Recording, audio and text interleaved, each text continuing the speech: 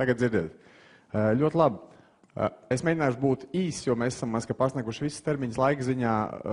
Būšu kodolīgs un mēģināšu paskatīt tādu savu skatījumu, jo es arī taisīju šo prezentāciju pat no nulles, domājot tieši par to reputāciju, kā viņi no tādām skandināvu skatu punktu un kas ir tur tas svarīgākais. Tāpēc īsi par valsti kā tādu. Jūs zināt, Norvēģija ir ziemeļos, aiz Zviedrijas, mazliet uz augšu, ļoti gara valsts robeža, apvilku aplītim zināšanai, ka tas ir aktīvākais reģions, kurš Norvēģijā ir, kur notiek lielākā daļa no ekonomiskās aktivitātes. Ļoti bagāta valsts, jo 65,000 eiro IKP uz vienu iedzīvotāju nevar radīt, kur katra valsts, bet svarīgākais, ko es gribēju teikt, pievērst uzmanību manam pēdējiem apakšējiem norādēm uz sociālu vienlīdzību balstītu ekonomiku. Es to iesāku šajā slaidā, lai jūs saprastu, kāds ir tālāks stāsts. Jo nākošais mazliet runājot par sabiedrības faktiem, jo reputācija Norvēģijā balstās uz sabiedrības faktiem, jo ir sociālisms savā ziņā ar tirgveidu ekonomiku, jo vidusslānis ir no 80–90%. Tātad šis te bagāto slānis, kuri sevi izrādās, nav tas, uz ko viss tas balstās. Jā? Balstās tas visu uz darba ļaudīm vai vidējo slāni.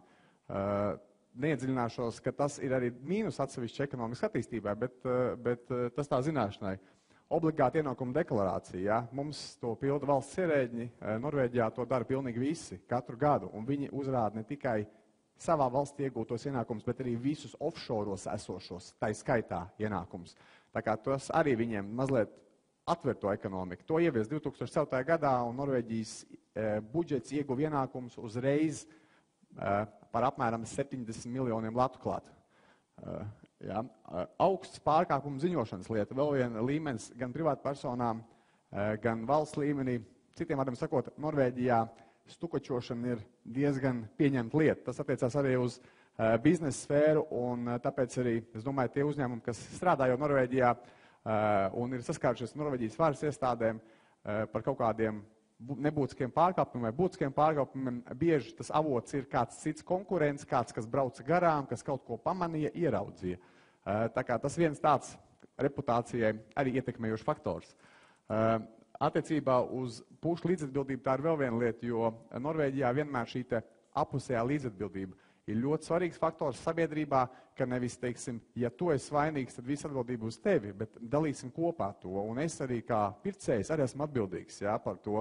Tāpēc, zinu, kad plaši apsvērtā tēma par aploksņa algām, ko premjerministri ierosināja, kad gan ņēmējs, gan devējs būs sodām, Norvēģijā tā nebūtu problēma. Tur būtu, tas ir automātiski, jo sabiedrība ir tāda mentāli domā.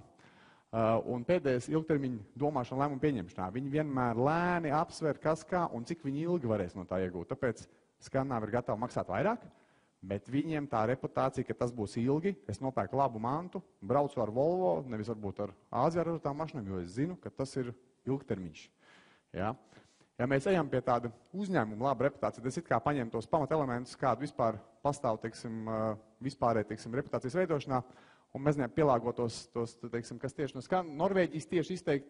Protams, ka pirmais ir produktu vai pakalpojumu kvalitāte, bet jāatcerās, ka viņam apakšā ir augsta kvalitāte un ilgmūžība, tas būs vēl viens faktors. Kad jūs ejat tirgu, reputācija, viņi saprot, ka tā būs, jo augstāka reputācija, tad tas ir ilgmūžība, augsts kvalitātes produkts. Par cenu vispār neviens nerunā tajā pirmajā momentā, ja? Tieši tāpatās par garantijām. Vai jūs varat dot garantiju šim produktam 5 vai 10 gadus, vai viņš ir pārbaudīts, kur viņš ir testēts, kā tas ir, vai kāda ir kopējā ietekme, teiksim, bijusi tieši uz to garantiju. Lai nav tā, ka tas viss izjūg, sadalās, vai pēkšņi, ja ir, es zinu no celtniecības piemēriem, kas tie diezgan daudz ir Norvēģijā, kad uzbūvē vai ieliek, teiksim, kaut kādus logus durvis, tad viņi sašķobās māja, teiksim, nosēžās, un neviens nevar gatavs atbildi izlabot, pieregulēt. Un tad Norvēģim šāda lieta ir tā, kas to reputāciju ietekmē, teiksim, jūsu reputāciju Norvēģijas tirgu. Tāpatās uzstādīšana apkalpošana. Norvēģis grib pilnu paku, viņš grib uzreiz pilnu komplektu, viņam neinteresē tikai produkts, viņam interesē ar visu uzstādīšanu, jo viņš zina, ka viņam šī uzstādīšana, viss tā ķēpa ir ļoti dārga. Norvēģijā vidēja darba stunda ir apmēram ap 20, 25, 30 eiro, speciālisti ņemot, teiksim, no kompānijas, tas vispār būs, teiksim, 40, 50 eiro un vairāk pat. un viņš nav gatavs ieguldīt pēc tam maksāt dubultu trīskāršu, lai tikai tāpēc, lai, teiksim, izlabotu to rezultātu. Tāpēc tā ir viena tā lieta, sabiedrības un līdz cilvēku atbildība, tā ir vēl viena lieta, kas ir svarīga, tāpēc, ka Norvēģi, kā jau Laimes vadītājs no rīta pusē minēja, ka tieši tā ir tā lieta, kas varbūt skandināviem ir svarīga tā, kad viņi izmanto eļļu, kur, teiksim, kas nāk no kokiem, kur tad netiek cirst vai izmantots cik alternatīvs, draudzīgi iegūts produkts. Ja? Un tāpēc arī ne tikai produktu, teiksim, ražošanas materiālu, procesu izvēle un visas šīs lietas jābūt ir draudzīgai, kur netiek eksploatēti cilvēki, viņi tieši cilvēki saņem līdzvērtīgu atalgojumu, bet arī, teiksim, ka ir pieejamība dažādu cilvēku grupām. Norvēģis gribēs, ka produktu, ko jūs piedāvājat, viņi var piedāvāt ne tikai, varbūt tikai visiem veselajiem un stipriem un skaistiem, bet varbūt arī tiem, kam ir citas rūpes vai vecāku gadagājumu cilvēkiem vai īpašām vajadzībām cilvēkiem. Tas vienmēr jāņem vērā, jo tā ir atkal daļa no viņu tās lielās reputācijas veidošanas. Tāpat tās par utilizāciju. Norvēģi ļoti rūpējas par dabu, lai gan viņi ir ļoti zaļa valsts, ļoti maz iedzīvotāji, ļoti liela teritorija, bet utilizācija, kā tas tiks pārstrādāts, kā jūs pārstrādāsiet, teiksim, būvniecības kompanijas, kā jūs pārstrādāsiet tos atkritumus, kas rodas jūsu ražošanas procesā, kā jūs to dariet, kā jūs šķirojiet, ja? Tā kā tās lietas, kur Skandināvi ir gājuši ļoti tālu, un viņi to ļoti novērtē. Un Norvēģi ir izteikti tādi dabas mīļotāji, un es pat brīnījos pašam sakot dzīvot, man uzreiz atnesa mājas saimnieks, tātad šeit tev būs 3 atkritumu konteineri, tu sāc šķirot. Šeit maisiņi, šeit kastītes aiziet, un viņš sākumā pačeko. Viņš teica, tu tur nepareizi kaut ko dari, ja? Pat privāti, ja? Teiksim, es nerunāju par uzņēmumiem, ja? Kur tādu runu, kur kaut kādu nelegālu atkritumu izvešanu vispār, tas ir, tur jūsu reputācija tiks sadragāta uzreiz, ja? Jo viņi ziņos, es teicu, ja? Stukačs.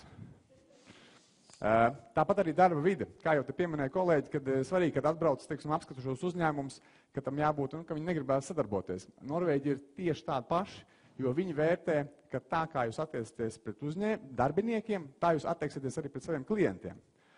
Un tāpēc arī tur ir svarīgs tas elements, ka pret darbinieku attieksmi, kādas ir telpas, kāda ir tā atmosfēra, kāda valda aura, kā jūs ar viņiem komunicējat, ja? Ne tikai skaistas izkrāsotas telpas, un instrukcijas un ķiverīs, bet to vispār, vai visu lietotās aizsarga, teiksim, ekipējumus, un viņiem ir pienācīgs atpūtas telpas, jo Norvēģi arī nav tādi izteikti uz strādāšanu virzīt. Viņiem patīk tā lēnā garā visu, ja? Bet tai pašā laikā viņiem svarīgi ir, kā tas viss process ir. Jo bieži Norvēģijā lēmumu pieņēmēji nav tie īpašnieki tur augšā, viņi ir tie vidējie menedžeri, it sevišķi iepirkumos, ja? Un tad tur tas ir svarīgais elements, tāpēc arī tā ir tā reputācija, kas veido. Jūs varat pateikt, esam labi, tad tā jums ir laba reputācija, ka jūs viens no reputācijas elementiem. Apmācības certifikāts arī ļoti labi lieta, jo Norvēģiem viņi arī tādi izteikti birokrāti, viņiem patīk. Birokrātiski papīrīši, daudz dažādu certifikātu, licences, tāpēc arī Norvēģi, tāpēc tas ir svarīgi jums jārāda, ka mums ir darbinieki iziet to apmācību tādā regulātātē. Tās visas ir niansītes, kuras spodinās jūsu tēlu un veidos to labo reputāciju tieši Norvēģijā. Tāpat arī vadība un vīzijas. Ja? Vadība, kas strauji mainās, kuram nav pēctecība, tas būs kā mīnus. Jo ja jums ir, teiksim, ilgmūžība kaut kāda, ka jūs varat parādīt, ka, teiksim, daļa tur varbūt ir partneri vai akcionāri un piedalās tajā kopējā darbā, tas būs daudz efektīgāk nekā, ka mums atnāca viens pārdevējs, aizgāja cits, atnāca, tas visu laiku mainās. Tas arī viens no tādiem nestabilitātes, sliktas reputācijas faktoriem. Tā kā es minēju arī par komandu, ja, par stratēģiju, ka jūs ziniet, ko jūs gribiet, kā jūs ejat un arī cik ātri jūs ejat. Jo, teiksim, izaugsmas un peļņas samērojamība. Ja. Norvēģis paredz, ka viņam peļņa veidosies apmēram, kas būs robežās starp vidēji 7 un 12-15% no darījuma, no attīstības. Tas nozīmē, ka jūsu biznesa planā būs ielikts, ka izaugsme ir, nezinu, ar 25% kāpumu, 50% peļņu. Viņš teiks, kaut kas nav kārtībā. Kāda tad jūs neatiecaties pie saviem darbiniekiem pienākoši labi? Ja? Vai varbūt jūs neveltat tik daudz dabas aizsardzībai vai vēl kādiem citiem faktoriem? Tā kā tās visas tādas reputācijas elementi tieši, kas ir, ko es saskāries. Tāpat arī vadības un darbinieku sinerģija, ka, teiksim, ka viņi sadarbojas kopā. Ja? Ka nevis tur ienāk kaut kas priekšējums un pārējiem arī izvēk lanās, ja? Bet kad ir šī cilvēciskā, jo Norvēģi ļoti sociālistiski, tādi sociāli mīloši. Vēl es teiksim tā mazāk, vienkārši, protams, ka svarīgi ir tāda elementa kā konkurētspēja, ja, kas, protams, ja jūs produkts nav konkurētspējīgs, tad grūtāk ir. arī to labo reputāciju iegūt, un arī emocionālā sajūta, vai Norvēģiem patīk vai nepatīk, jā. Teiksim, un atzīstamība, protams, ka tas arī ir elements, bet tas ir kaut kas cits, tas jau ir vairāk, teiksim, iešana tirgu. Nu tā tīri, lai vismaz sapratnē, šāds izskatās Norvēģi top šī gada jaunākais, jā, 14. gadā. Interesants, teiksim, ir faktors tas, ka sākumā, kā jūs redzat, teiksim, Toyota, Google, Microsoft nav Norvēģijas kompānijas, viņiem diezgan daudz ārvalstu kompānijas, ja. Šis pirmais ir sporta preču tirgotājs, un pirmā Norvēģijas tāda kompānija, tāda liela izmēra, teiksim, ir Tīne, kas ir piena pārtiks kompānija, kas piena produktus piedāvā. Savukārt, beigās Norvēģijā ļoti labi šis tops parāda, kā ir tā reputācija attiecībā uz to sociālu atbildību. Rainers, McDonald's, Adecco ir darbinieku izīriešanas kompānija. Viņi uzskata, ka šīs kompānijas nemaksā pienācīgas algas, nav pienācīga attieksme pret darbiniekiem, tāpēc viņas automātiski nobīdās topa beigās. Kas tāds interesants faktors vienkārši un arī pierādījums tam, ko es pirms tam stāstīju. Ja? Un īsti varbūt vienkārši kā iet Norvēģijas tirgu jebkuram, neatkarīgi no nozares. Pirmais, ko es ieteiktu izpētīt, teiksim, par produktu ieiešanu tirgu, kā dara citi produkti, ko viņi visi dara, kur viņas tiek tirgot. Jo varbūt jūs esat pieduši, ka jūs, pieņemsim, nezinu, medu vai zeķes tirgojat tajos veiklos, bet varbūt, ka Norvēģi viņas tirgo blakus medumu vai zem medus, vai varbūt, ka zeķes ir uzmaukts uz medusburkām. To mēs nezinām, un tāpēc arī svarīgi ir to iepazīties. Tāpatās arī, kas būs jūsu gala klients, vai jūs gribat darboties ar distribūtoriem, vai ar gala patērētāju, vai to vidējo saikni, ko jūs uzrunāsiet, cik jūs esat paši spēcīgi, cik jums ir lieli muskuļi, lai to izdarītu. Ja? Tāpatās arī piedāvājuma pielāgošana, es domāju, to jau minēja vairāk kolēģi, kad ir svarīgi, teiksim, lai tas piedāvājums būtu tieši Skandināvijas tirgum, tieši Norvēģi tirgum, gan valoda, gan mājaslapa, gan atsaucas referents. Protams, laiks. Norvēģi nesteidzās, kā es teicu, stress ir aizliegts ar likumu. Visi atstrādā 37 stundas un iet mājās, piekdienās līdz 1, līdz 2 maksimums. Un telefona sarunas ir labākā lieta nekā e-pasti. Jo tas ir no pieredzes, var teikt, Norvēģi ir vecmodīgi. Jā, ne visi, ne visās nozarēs, protams, kā IT būs savādāk, bet klasisks nozars, klasisks vidējs Norvēģis, zvaniet, nebaidieties, būs labāks efekts. Tikai 1 no 4 jūs atšūs, vai 1 no 5. Atšķirībā no e-pasta, kad jūs ziniet, izsūtat 100 e-pastus, viena atbilde, varbūt neviena.